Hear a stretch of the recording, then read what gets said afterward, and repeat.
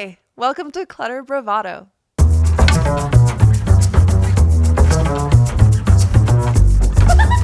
Yes, and it's the energy. It's not just about So we should probably just get into it, right? Let's go.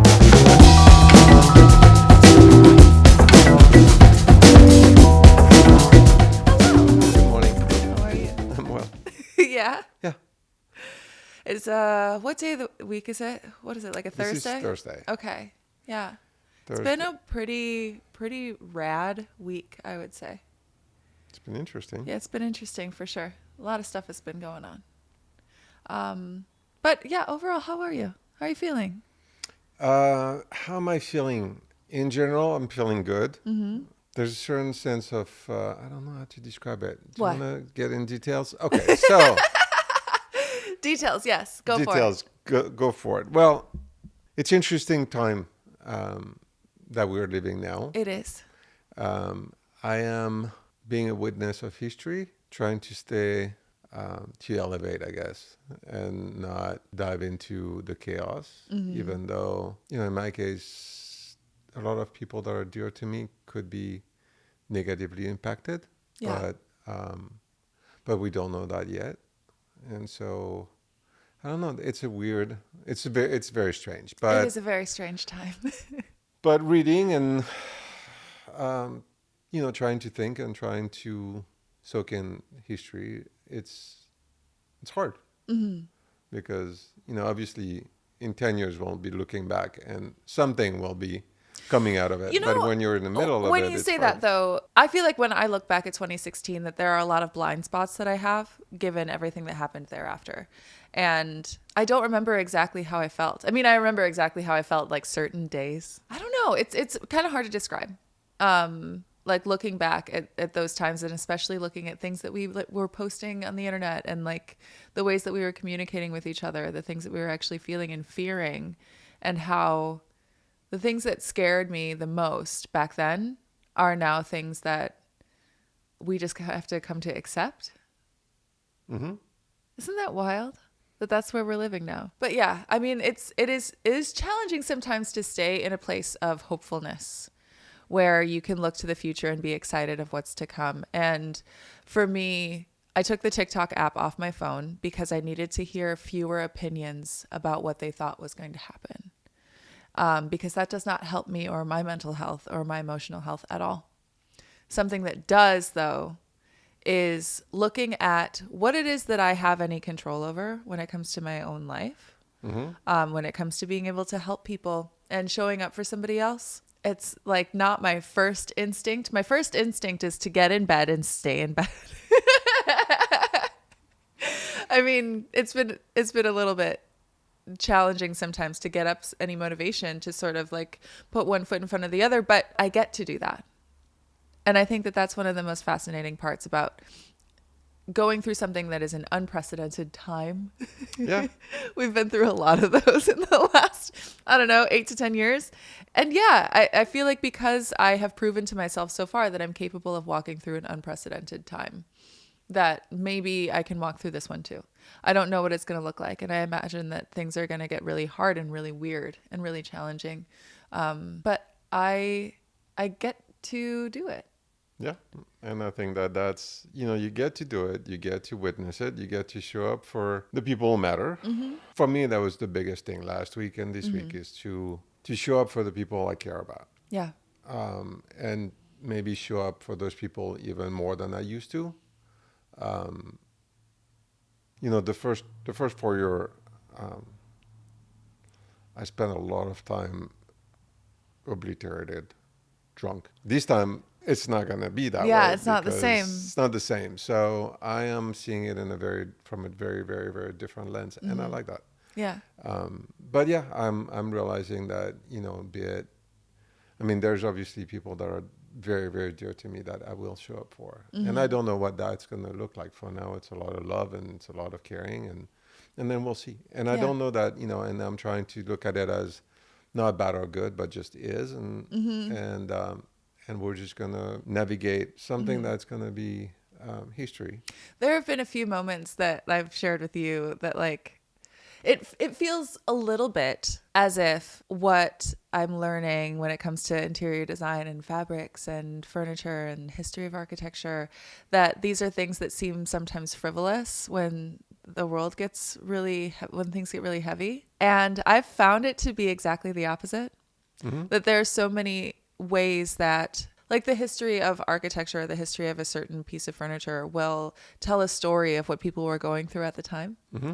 And it allows me to almost feel like staying in this place of allowing myself to be creative and really curious about things and wanting to learn more keeps me closer to someone that might be able to tell the story of what we're going through, not necessarily through words or on a TikTok or something like that, but instead to create something, to create a feeling, to share the essence of what we're all going through design. I think that there are incredible artists out there that are doing that now, and this is really the time for artists, and this is the time for storytellers, Mm-hmm. and I'm really grateful that I get to be one. And anytime that I get to that mental place where I'm like, oh God, can I talk about a pillow right now? Because because it feels like the world's ending. Like, no, even no matter what happens, like the things that we feel that bring us comfort, the things that make us feel at home are so valuable. To tie in with, yesterday we went to the Style House. Yes. Which, post World War II, it's a moment in time, in history that's translated through architecture. The guide that we had yesterday was really, really good, I thought. Yes. And was able to translate that to make us feel that we were, that house is a witness of, a time period. Yeah. That's stayed. And I think that 2024, we will have something similar. So whatever we do, it's, will be impacted by history. Absolutely. Do you feel like the Renaissance is coming? Or do you think it's already here? See, I'm very much, which is a very strange thing. I'm worried, but I'm very determined to not make it good or bad. I see that. I see that. That makes sense. So I don't know if we have a renaissance. We have something new. We have something new because of all the technology that I don't understand most of it. But I'm trying. You don't. It's fine. And the way people are going to live, the way people are going to interact, there's something that's all right. I don't know. There's something that's I'm going to try to be closer to people from a human thing. So, doing more dinners, doing more interviews, so I'm taking the opposite side of technology and AI but I will take, I'm not judging it. I'm not saying, oh, that's bad. And, I think that there's two sides to what we're seeing right now. One is going to be, AI technology all out.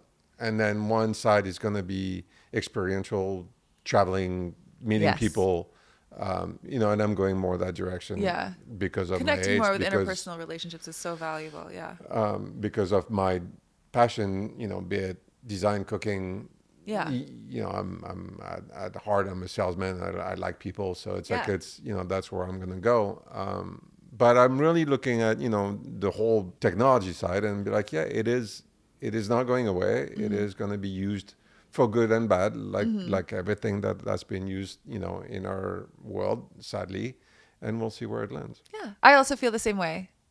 Really quick, just to add on to that from my perspective, being someone who has worked with AI a little bit and who I was just talking to someone yesterday at the tour that we went on who has created a career for themselves in set design through AI. And I think it's really fascinating and it's a really interesting art.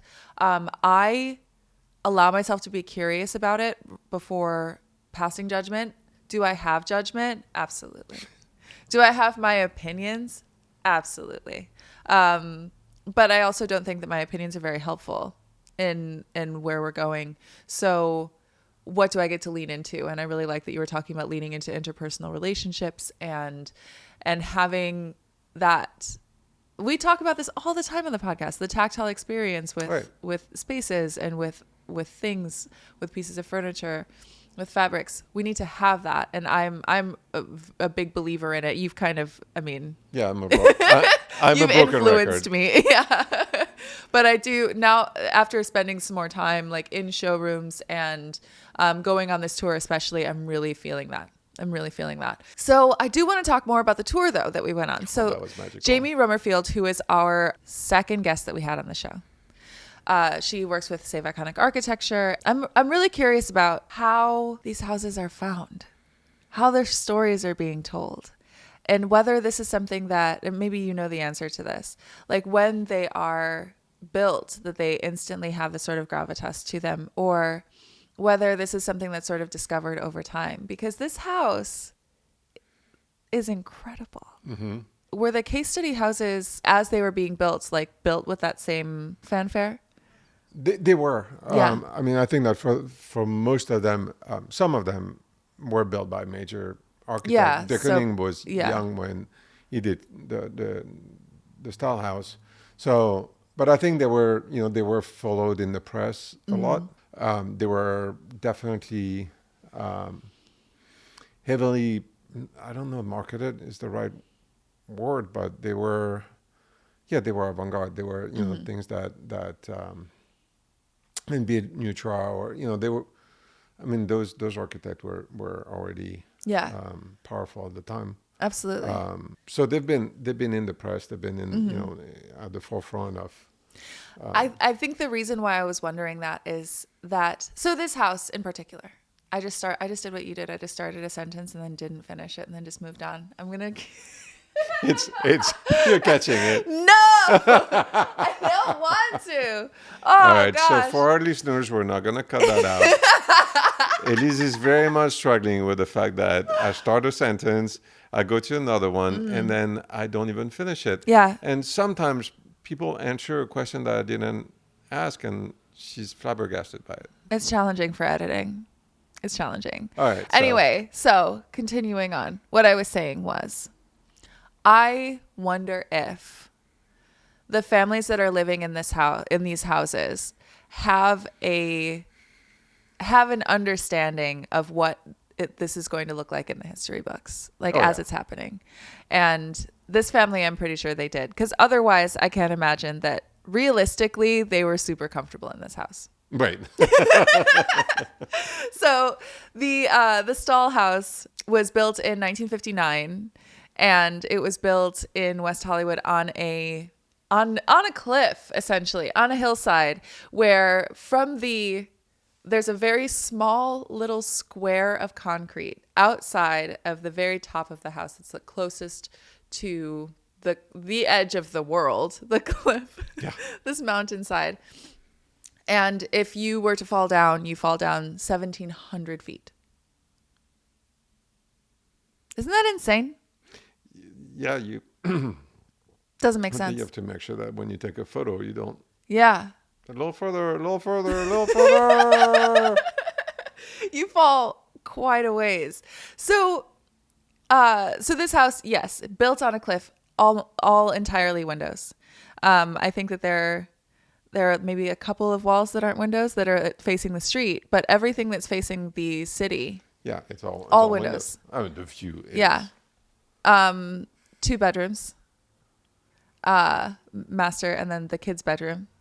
3 kids in a bedroom that I didn't think about this until later. But in order for them to get to the kitchen, if they need a glass of water, they have to walk at night outside by the pool. Mm-hmm. Or walk through their parents' bedroom, which is also possible. Which is probably what they did. I have questions about what it would be like to live in that house. I think that it's so... As a single guy, just fine. As a single guy, absolutely. Or a single woman. Oh, for sure. As a single person. As a single just person, fine. easy. Even if you're like married, you're in a couple, 2 people living in that house, how fun. Yes. How fun. You have some guests over, your guests are having cocktails overlooking the city. It's beautiful for entertaining. But on a day-to-day basis, this is what I was imagining, okay? Imagine that you are in a couple, you have 3 kids, okay? Actually, let's say 2, because they conceived 2 of their children in the home. My question is, how did you go about that? I think that there's. I think In they a had a house love with story. no privacy. Right. They had a love story with the house. So They they were did, willing yeah. to I'm sure. compromise. I'm sure they figured something out. Yeah. I mean, obviously they did. It was a dream. Yeah. They built a dream. They Yeah. lived in a dream house. And I think that, even, I mean, we didn't meet the kids, but I am pretty sure that they see that house as, a heritage to history. I mean, they are taking care of it. Absolutely. Yeah. And like it's yeah, and it is a testimony to architecture in LA. I mean, it's huge. So yeah, I think that they probably compromised a bit. I'm Yeah. sure that there were a Yeah. couple of moments where they were like, "What are we doing?" But the love of that house was bigger than anything else, And it's they such all an made it incredible work. house. It's such a beautiful house. But we talked to, when we went to, again, it was with Jamie for Save Iconic Architecture, we listened to the owners of the Euler house. Yes. And that was very similar, where they were talking about how the family lived there. And Yes. it was a passion. It was a dream come true to have a house like that. And they made it work for the whole family no matter what. And, there's... And also in the 1950s and 60s, parents were a little bit more lax. Yeah, I mean, right now it's... their safety concerns. Right now it's like the pool should be gated, which means that you couldn't even get into the I know, house. it was a pool on a cliff. Right. So what was he saying, that there was that they would put the kids in a life vest when they were walking them through the house, which is adorable to imagine, isn't it? I think that's really cute. Yeah. As long as the kids didn't know how to swim. If they didn't know how to swim. Yeah. That's really cute. I get it. I mean, it's a dream, and it really is a dream. Yeah. I mean, it's the whole thing. I dreamt when I was up there, that's for sure. Yes. So yeah, I get the I don't know if you call it a sacrifice, but there was definitely compromises made. Yes, absolutely. Absolutely. And so I'm going to pull this up because this is, I mean, normally you talk about the homework first, but I did have the opportunity to go through this, the LA Modern by Tim Street Porter. and the cover is the stall house. Right. So this is where we were yesterday. And it looks so different here. There's more of like this sort of like rust color in the house. Everything is white when we went there. I really liked going through this because it's giving me a lot of an education on the history of Los Angeles architecture, which is something that I'm really interested in. The stall house is in here, and getting to walk through it and getting the opportunity to hear someone tell the actual like emotional story of it. That's what connects me to these things. That's what connects me to these places. I imagine what people would have been like living in it, and the dream of it, and actually seeing it come together into an actual home, building this thing from the ground up. When they were talking about the retaining wall, and like building this retaining wall with like it's cement and gravel and by hand, essentially. Like, that's wild to me. But I love hearing that story because I'm never going to forget that now. Because it's attached to something that was emotional. And also our tour guide had so much passion and so much emotion in talking about this house. So that really connected me to it really deeply.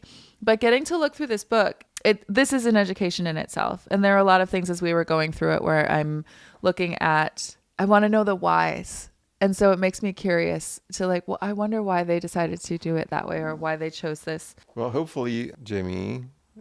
if Jamie wanted to take us on any other tours. Exactly. But... oh, gosh, it was so amazing. Follow Save Iconic Architecture. Yes. For whoever and follow listens. us. And follow us, yes. Hold on. Side note. If you like what we're doing, you should just follow us. Doesn't that make sense? Yeah. You'd think, right? Oh, yeah. I think there are a lot of lurkers out there, though. They're like, what are you guys doing? And I think that's fine, too. Lurk us. That's fine. But also you can subscribe. Like, yes. It apparently it helps. I don't know. It helps. It helps with everything that we're doing. And if you like what we're doing here, and if you're learning anything from the Clutter Bravado podcast, I mean, it's going to stay free. Just like us. Just follow us. Just do it. Just subscribe. But Anyway. and at the same time, once you follow us, follow Yes. Save Iconic Architecture. Save Iconic Architecture. And it's an organization that we love to support. Because they have a lot of events too. Yeah, and so they're doing a lot they're more gonna do a tours lot and setting more, setting these things up. I love that. So we're gonna take advantage of that for sure. There are a few names that are really standing out in a lot of these that I'm seeing a lot through this book, but also that I'm hearing a lot when it comes to iconic architecture. Pierre Koenig, right? Young at the time. Very young architect in 1959. So he had a few case study houses. And then there's Neutra. Very similar style, right? Mm-hmm. Yeah. And Eames and Schindler and Lloyd Wright and... So we're going to try to go... A. Quincy Jones. Yeah. Yeah. On a few more tours and try to update everybody on those. And Tim Street Porter, an amazing LA-based photographer here who's done many books with his wife. Oh, and wow. He's just one of the top photographer here for architecture. So it's a shout out to him because Neat. We should chat with him. amazing talent. Let's get him on here.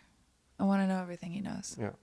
And the Style House, I mean, it's funny because the cover of LA Modern is the Style House, and then Jonas Schulman, who is also knew Jimmy and Ron from very, very well. I met him once, who has taken, the most famous photos of the Style House. So those two photographers, quite special. Quite special. Amazing. Okay. Oh, I have one more thing to talk about. Yep. Pinterest. Pinterest. So I started a Pinterest board of things that I'm feeling, things that I'm liking, things that I'm looking at, things that we talk about. And it's growing slowly, but I'm putting some things together. And I'm definitely really excited to start my LA Modern Pinterest board. Just of things that I'm really into. Because I've got a lot of things floating around up here that I'm excited to share. So if you do follow us on Instagram or on YouTube or Spotify or anything like that, check out our Pinterest. It's fantastic. I'm going to link it. It's linked on our Instagram and everything, so it'll be easy to find. But cool. Okay, we should probably get to our guest. Yes. Our dear friend, my dear friend, someone that I love so much, that I've known him for a couple of years, but I didn't realize I didn't realize that he was who he was until a year ago. I didn't know him through the industry at all until a year ago. But he's been a friend of mine for a long time. Mr. Thomas Hayes. I know, and I've known Mr. Thomas Hayes since kindergarten, I think. Really? Well, it's been 20 years. Just be nice. I'm trying. So yes. It's fine. Thomas and I started in the antique business together. Oh yeah. So I like it. an amazing guy. Amazing. Let's get him on here. Let's go. Yes.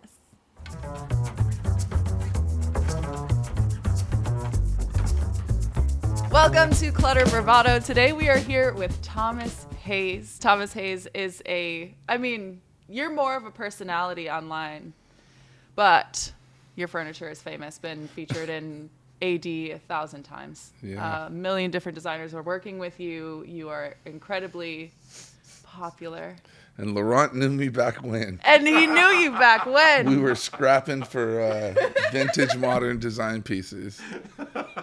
I didn't even see it coming. That brings us to whoa. That was a while back, but Yeah, it was couple fun. years. Yeah. So I've known you for a while. Uh-huh. And one of my favorite things about getting to know you as a designer is that I had known, I don't think you know this, I had known Thomas for probably about a year. Uh-huh. And then when I started working for the designer that I was working for, we went to the West Edge Design Fair. And I walk around the corner and I see him and I'm like, what are you doing here? Yeah. And then I see his work. I'm like, oh my God, you are Thomas Hayes? I put it together after that. I had recognized your work. So funny. I know. And the woman I was working for loved his work. And we loved loved his her. furniture. I mean, she's really sweet. She's amazing. I love her so much. And hopefully at some point we get to have her on the show as well.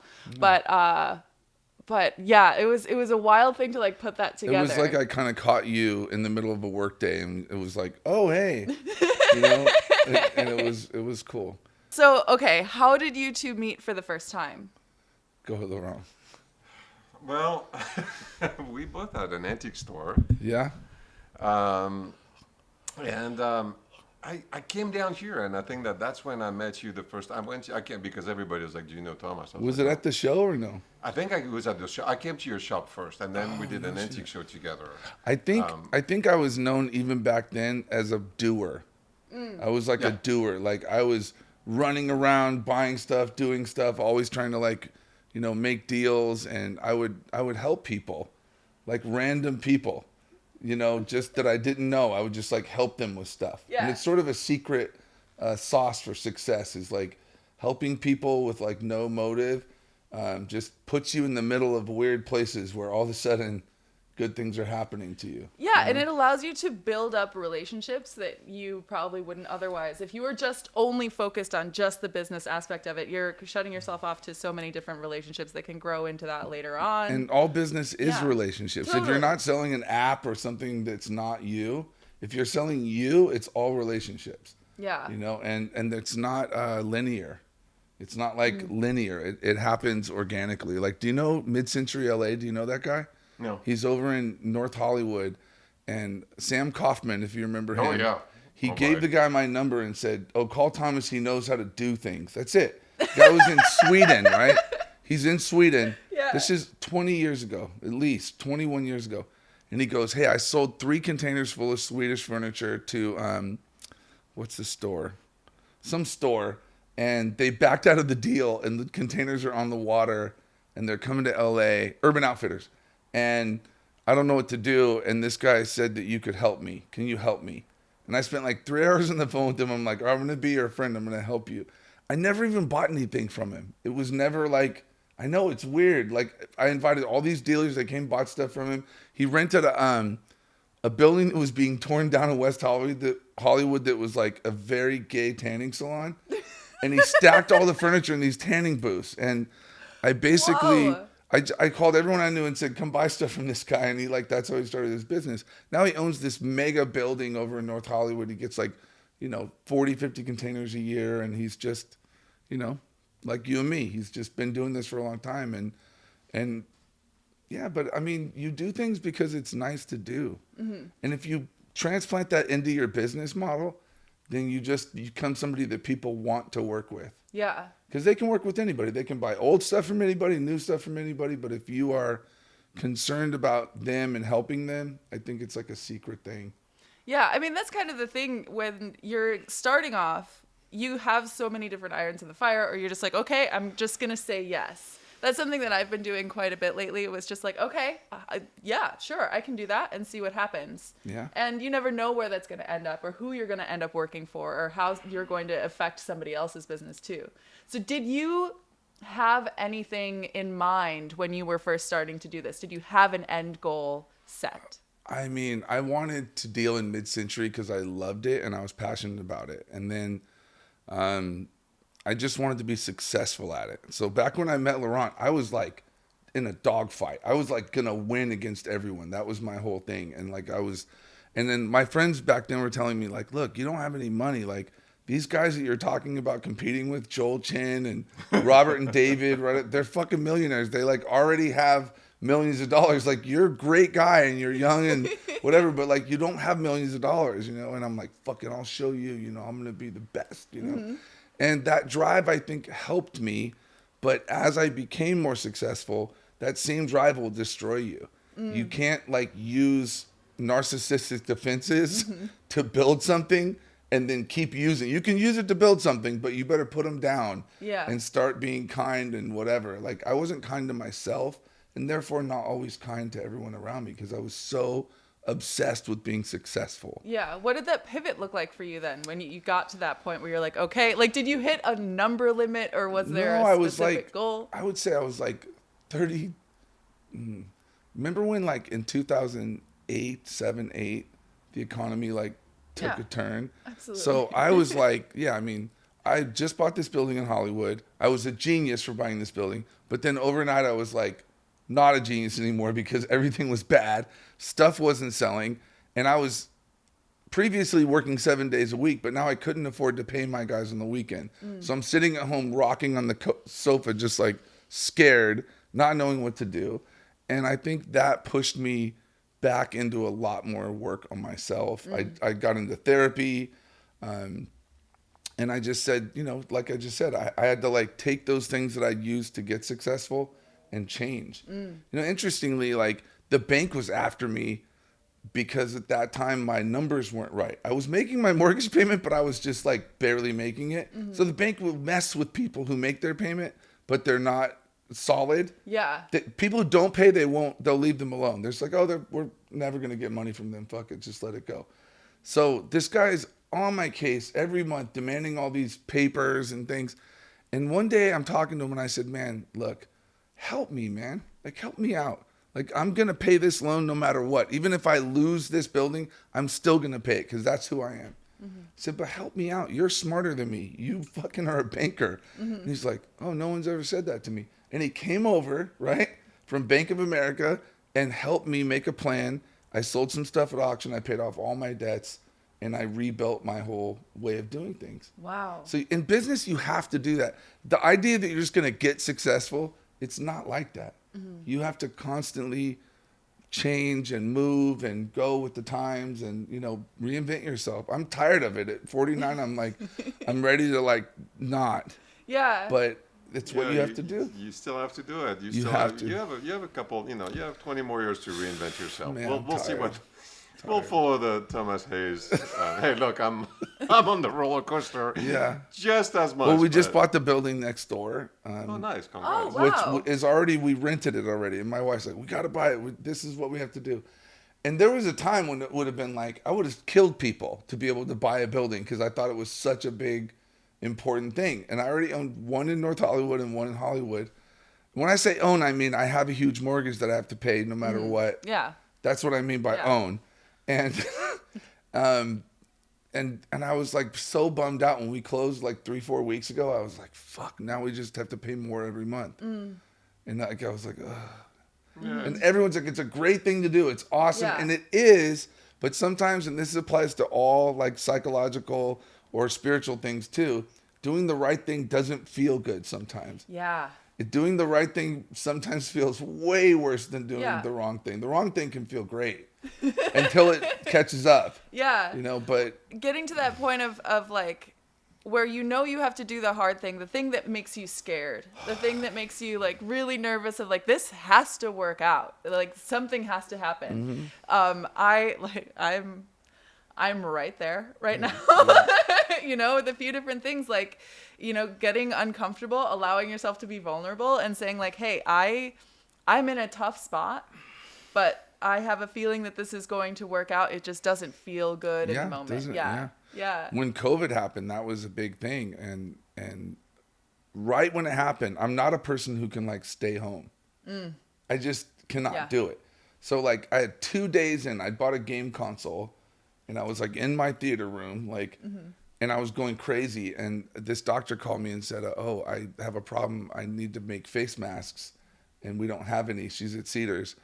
And it went from that to like me being back at the showroom, which was closed, right, during the first COVID shutdown, to me and my daughters made like 10,000 face masks. Not these ones, but the shields. Oh, wow. And so while I'm doing that, my wife's like, look, you need to be on Instagram. And she'd been telling me for a long time. And I'm like, no, fuck that. I want to make stuff and I want to, whatever. She's like, you really need to be on Instagram. All these designers are trapped in their house too. They're scared. They're going through it. And you need to be on there and you need to be talking to them and checking in on them. And it was such a principle of like the same thing, being of service, being helpful. And people all now think I love being on Instagram, being a monkey and just jumping around and clipping my fingers and shit. But there's days that I like it. But there's a lot of days where I'm like, fuck, how can I do this? What am I going to do? Like, what more dumb shit am I going to talk about? You know? And I do like people, but it is work, you know? And that really catapulted us doing that and like checking in with people and being helpful to people. I was sending masks. All the designers, I was talking to them about who needed face masks. And people needed them. Like a lot of hospitals didn't have any equipment. I was shipping them all over the country. Wow. And those relationships with those designers turned into real friendships and relationships. I mean, I make good stools, but... Yeah. But with the Instagram thing too, you know, especially during that time, a lot of people who otherwise had no desire to be public figures or put themselves out there in any way were forced to. And I mean, we're working with Laurent right now, and who has never been on camera, or talk about uncomfortable. Hi, I'm on camera. being like front facing for the first time. And what was that experience like for you? I mean, you have such a big personality naturally that it almost seems like it would be something that came naturally to you. Did it? Well, I mean, no, because that's the thing. It's like, how do people perceive you versus how do you feel, you know? Yeah. And I learned over time. And like, at first I was trying to do what I thought people should do. And then the outtakes that I had were like the funniest parts, like the things I would drop something or whatever. And then this is really ridiculous, but I have I trim like shearling, you know, on my stools just because I get like real ADHD and like I want to just make it look right, even though it's a big puffy sheepskin. I want to like trim it a little bit. And so I did that on camera one time and I got this huge response. And like people were just like, we love when you trim the shearling, do more of that, you know? Oh, yeah. And so then I bought these like really nice looking scissors that were like beautiful, like, cause I was like, okay, you know? And so I trimmed the shearling here and there. I've messed a stool with shearling. It was a bad haircut. That poor stool did not look right. No, it's true. You can screw up a haircut just as much as, oh my God. And you know, you design a lot of beautiful things and you know that like the whole thing is like to make it look intentional. It doesn't have to look perfect. It just has to look intentional, which none of it's intentional. We're just like an airplane is falling with you know, propulsion on it. It's just falling. Flying is falling in a certain direction where you don't hit the ground. So yeah, it was an evolution. Yeah. You know? And it still is. And there's times when I'm like, I can't do it. I can't do anything. Then I'll do 3 reels in a row on something in the showroom. And it's the whole week of content. And it's just like one take. Yeah. Just blah, blah, blah, woo, you know? But that's what people like. They like the real person that you are. They don't want to see an act, you know? Yeah. But what's interesting is that, I mean, I think both of us, again, you know, you're a people person. I mean, it's like I've always known you. And, you know, you are just someone that, you know, likes the personal contact.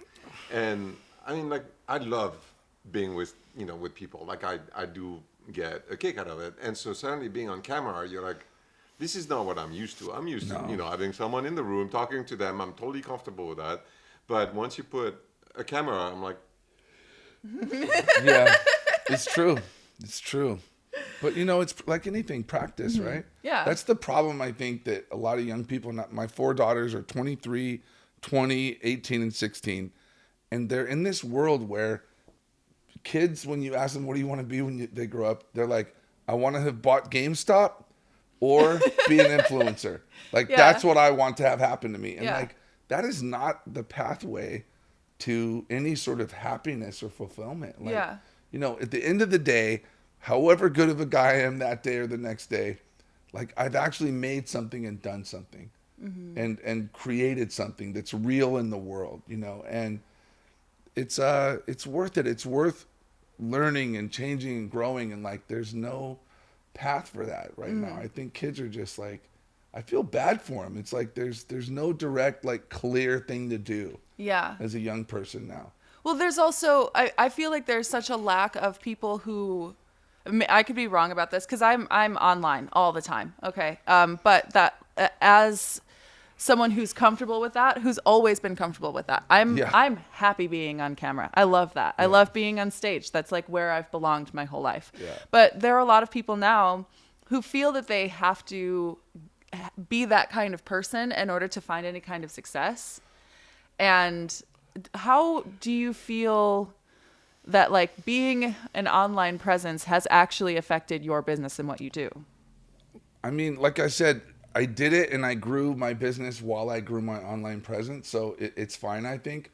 What I was always scared of was, okay, let's say they offered like to have me be on some reality shows like a long time ago. Really? And I was like, I don't want to get famous for being famous. I want to have a body of work. And I want to like have something, you know, that I can be like, oh, this is who I am. So I think that my whatever market share I have, it's based on the real things I've done and who I am. It's not fluff or posturing or whatever. And I think that all we see is posturing, right? Yeah. Like if you buy this lipstick that Kylie Jenner didn't design, then you will have her lips, which are not because of the lipstick. Yeah. And then kids believe that they can just like do that, you know, no talent, no skill whatsoever, just, you know. Or you have someone who's like hit the genetic lottery when it comes to like fitness and like. She did not hit the genetic lottery. Well, if you look at old pictures. No, but you don't have to win the genetic lottery when you have that much money. When you have that much money, you don't have to. But then there are those who are like extremely fit, who are like naturally very like muscular or whatever, very lean. And then they start a fitness company. Oh. You know, that's not me. I do hot yoga 5 days a week. Like naturally, that's not what this is. But for those who like maybe don't need to like work out all the time, they'll you know become fitness influencers and they're selling people this idea.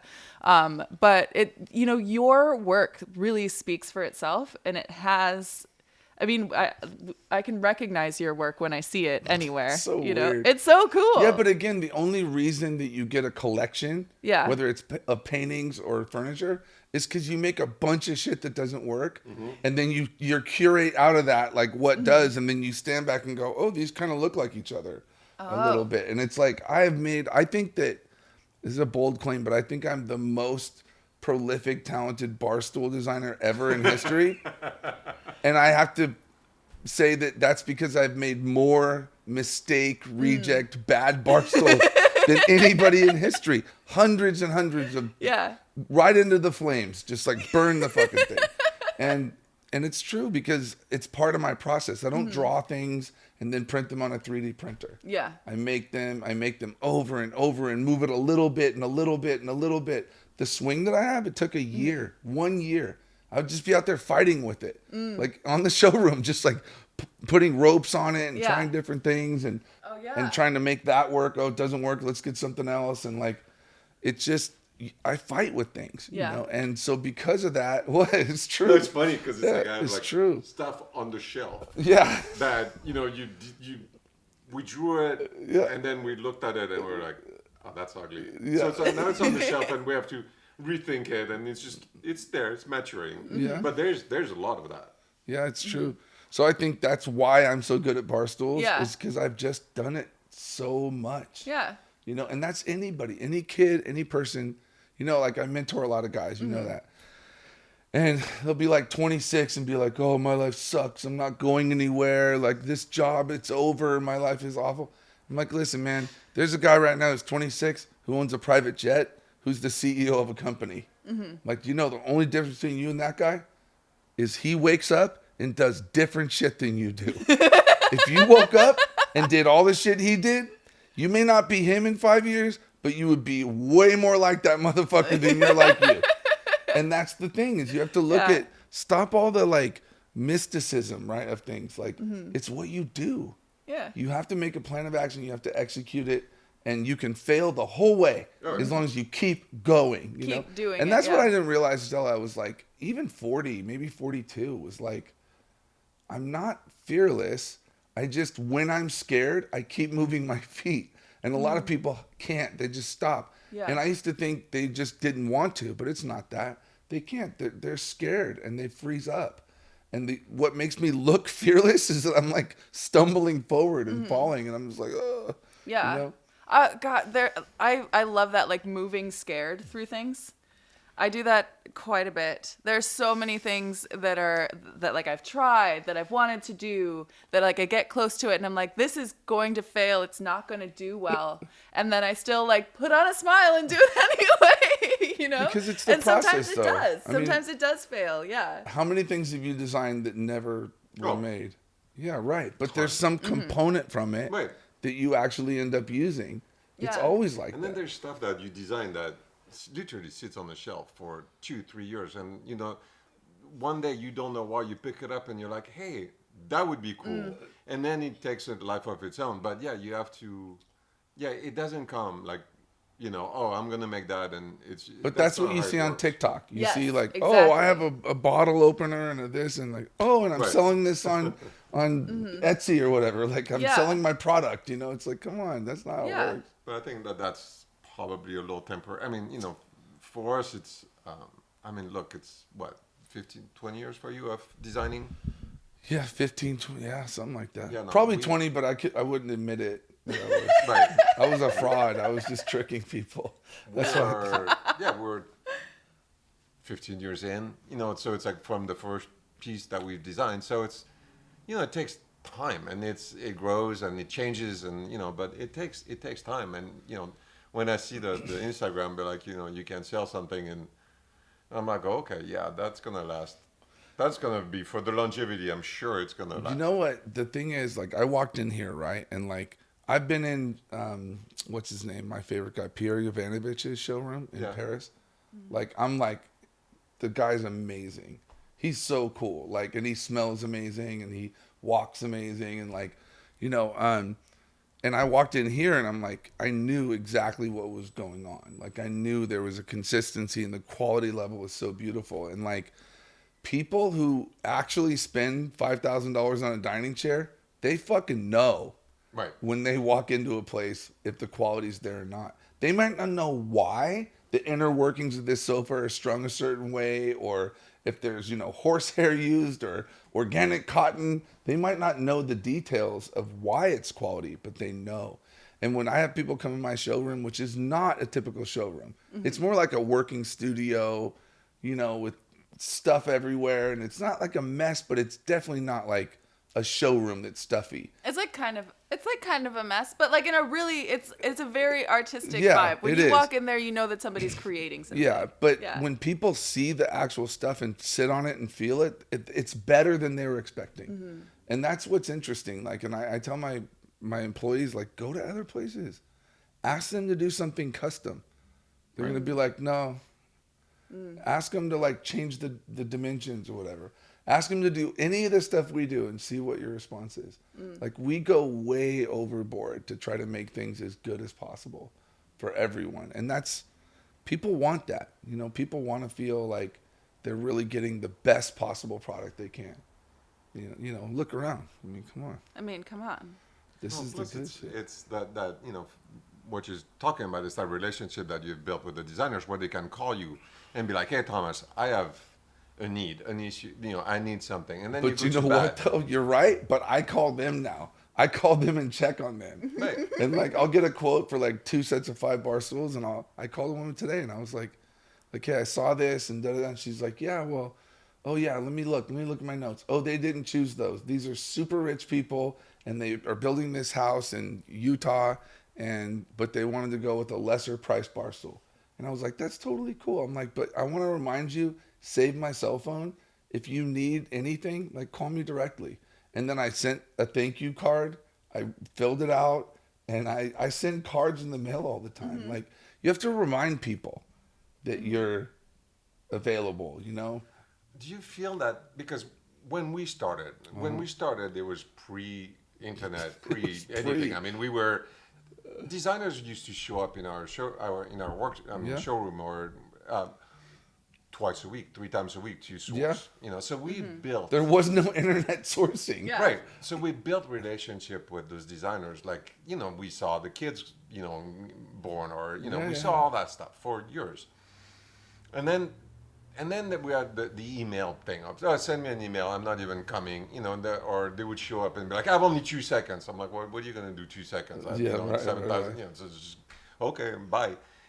And now I feel like there's a need of that personal relationship that's coming back. Don't you feel that? Yeah, I think so. And I think that people used to ask like years ago, do you sell more online or more in person? I'm like, there's no separation. There's no difference between online and in the showroom. They're all the same planet that we're on.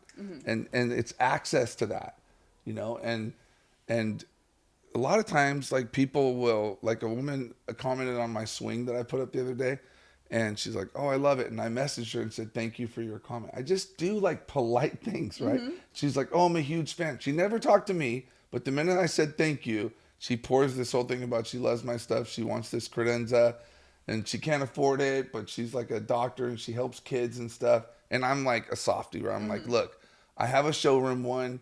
It has this kind of base, you know, and she's like, I still don't know if I could do it. I said, look, maybe you can, maybe you can't, but I'm going to give you a great deal and take care of you, you know, because you do important work, you know, and that's from online. Right. That's just as real as someone walking in the showroom. It's human connection, you know, and treating people, I don't know. It's hard though. It is hard because your brain is like overwhelmed with all this communication. I mean, I have so many conversations every day. Then people are like, you know, the stool with it. And I'm like, the stool, the table. Yeah, the stool, the table. Yeah, it's true. So I could probably get to we have 3 questions that we ask all of our guests. Okay. So it's kind of a lightning round, but if you want to take a little time with it, I'll allow it. Cool? Go, yeah. All right. Question number 1. What is the messiest place in your house? Messiest place in my house. There isn't one. I'm like, yeah, my wife does not ride that way. Oh, no? No. I mean, matter of fact, yeah. Yeah. Would I be messy? I probably would be, but it just doesn't ride. Oh, my kids' rooms. There you go. My kids' rooms are very challenging. Got you. But not my room, if I move a vase over 2 inches, my wife will come have a talk with me. And she's nice. She's not like, what the fuck? She's like, can I talk to you for a second? You know, I just wanted to ask you, is this okay with you where we've decided to put this? And the handle points this way. And that's because of this. And is that okay with you? She always makes me sign off. I'm like, it's fucking okay with me, but I just moved it. I'm sorry. Like I didn't. Oh, yeah. Sometimes I move stuff in the guest room just to see. And she comes and puts it back. Like everything has a place in my house. Oh my gosh. I know. And you have such a beautiful house. So this You've is been another, I have been there. So this is another thing that I wanted to ask you, another one of our questions, which is what is your favorite place in your home? My favorite place in my house. Okay, so my favorite room in our house is my powder room because we have this wallpaper called Drunk Monkeys. And there's a bird smoking a joint and a booze bottle and a bra. And it's like this really fancy, nice wallpaper that's like ridiculous and ironic because I don't drink or do drugs. So I love that it's our powder room. Also, there's a sink in there that's made of mahogany. That's like an antique piece that I got from a antique store with no purpose. I was just like, I need this sink. And like when we moved into this house, my wife's like, oh, we could use that sink. And I'm like, absolutely awesome. So that's my favorite room, like from a design standpoint. But I have a gym in my house that's incredible. And my friends come over every morning. We work out. So that's like really wonderful. Oh, that's great. And then the movie room is, I like it. The theater. The theater room is amazing. It is. And here's something that I love about your theater room is that when I think I was there for your, was it New Year's Eve party? I think so. And Yeah, you're right. And the theater is stocked with candy. Yeah. And I With love movie kids, theater right? candy. So like all of the kids that were at the party at that party were all in the theater. They're all watching, I don't know, like some superhero Disney movie. stuff, Yeah, something like that. And there was just candy everywhere. Yeah, It but was I go amazing. in usually when there's new kids at the house because they're all like, scared.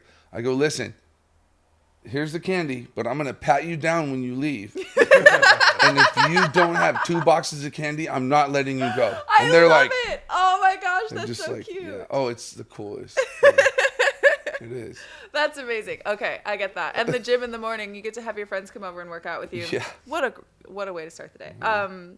Okay, so last question is when you walk into a new space, whether it's a showroom or whether it's someone's house or whether it's here today, what is the first thing that you notice? Okay, so I'm going to answer in an odd way. My wife changed a room at our house in Joshua Tree. Like she redid the room, right? And it was this bright robin's egg blue, like obscenely gross blue, Okay. right? So she painted it. She put shelving up. She moved some furniture around, and she showed me a video of it. She's like, "What do you think?" And I'm like, "What do you mean?" She's like, "What do you think?" And I'm like, I don't know, honey. It's great. It's wonderful." She's like, "No, but tell me what you think. What do you see?" And I was like, "Okay, really?" And she's like, "Yeah." And I said, "Well, as the camera was panning, right, I saw credenza I made out of this wood I got in Brazil. I remember how the drawers work, and they're kind of shitty. And, right, and like the wood is fibrous. And then we get to the bed, which I made basically out of another bed from Brazil for my own house. And I remember how we cut it and how we did it. And that's what I'm looking at. I'm hyper focused like an ADHD person on furniture details and how it's made and why. And I didn't notice that the room had been painted at all. Whoa. I didn't even know. So I'm not colorblind. I just don't care. I don't care. Like, there's no part of my brain that focuses on the color. And when designers talk to me every day, this is like a thing that I lie about all the time. They're like, "Oh, look at the color, and what do you think?" And I'm like, "Oh my God, that's brilliant." I have no idea. I have no idea how to put colors on things. Whoa. Which no one believes because, you know, they see designers picking all these colors for my furniture and it looks amazing and they give me all the credit. I mean, you use neutrals really well, so there's that. I don't use anything. I'm telling you, my wife picks every fabric. Wow. Like, or a designer. I'll call a designer. Yeah. I'll call Laurent and say, "Hey, can you fucking tell me what to do on this?" Like, it's not that I can't do it. It's just that I'm so hyper focused. I can't. So if I walk into a room, I would literally pick out all the furniture and, okay, this room. I think those are brass on the swan's heads that are holding up the table. I think that's bronze, the sculpture. It's a little bit different color. I could be wrong. I'm not sure. That was probably cast. Those were probably cast too, but differently than this. This was highly polished and worked. This was just lightly polished and worked. Like, that's what I'm thinking about. Wow. Like, you too, right? Oh, yeah. Yeah. And the funny part is that when you call me for the color, just know that I'm going to call Kimberly. Be like, "Hey, Thomas just called me, and he has this and this and this. Can you help?" It's so hard to explain to people the truth, so I just usually go, "Yeah, no, that's brilliant." Like, wow. And most designers don't really want to know what you think. They just want to, like, run it by you. Yeah. So They it's just kind of want a like little women. Women confirmation. don't really want to know what you think. Well, And women are designers. They just want to Women be told, designers, "That's designers." brilliant. Yeah. Oh my God, I love your idea." I mean, a little validation never hurt anybody, okay? Hey, I'm a validation junkie too. It's true. Oh, that's great. So that's actually funny that you say that, because whenever I walk into a room, like this is something I've been doing since I was a little kid. And maybe this is a weird neurodivergent thing. I unfocus my eyes. I don't know if anyone else can do that, but like I unfocus my eyes and I just kind of look at everything as like big washes of color and general shapes. So like you get a big blob, like what is this combination of colors? Like, how do I feel about this? Or like, what is this invoking? So when I like am walking into a room, unfocus my eyes, see a combination of colors, what is that bringing up for me? And sometimes when I'm like in this room, I love this room. This is my favorite combination of colors, to be honest with you. But I bring that up because for you to focus on the tiniest little things, on like the little details, and like for me to focus on like the broad story of the entire thing all at once, it takes me a long time to see the details.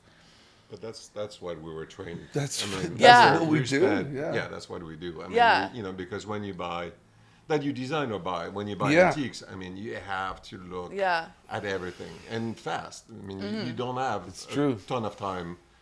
Be it on, you know, for a picker at a fair or anything like that. You have to look at a piece of furniture and see, because, and that's what I was telling you when we spoke about Jacques Grand's that book, and I said, you know, look at the details, because he's a master at taking a chair and buying the one that has that little plus, or that patina that's a little bit better, or that, you know, scale that's a little bit nicer, because, you know, every period, like the scale was important in, you know, in furniture design. The wider and in 18th century wider and lower because they were like royal things because people were laying about all day. and with big dresses. So there are little details like that it becomes ingrained in your eye, and then when you start designing, it's the same thing. You have to pick up on that detail, and we have a little bit more time because you get to sit with it for quite some time, but it's a training. And for me, I have the same thing. It's like I'll pinpoint.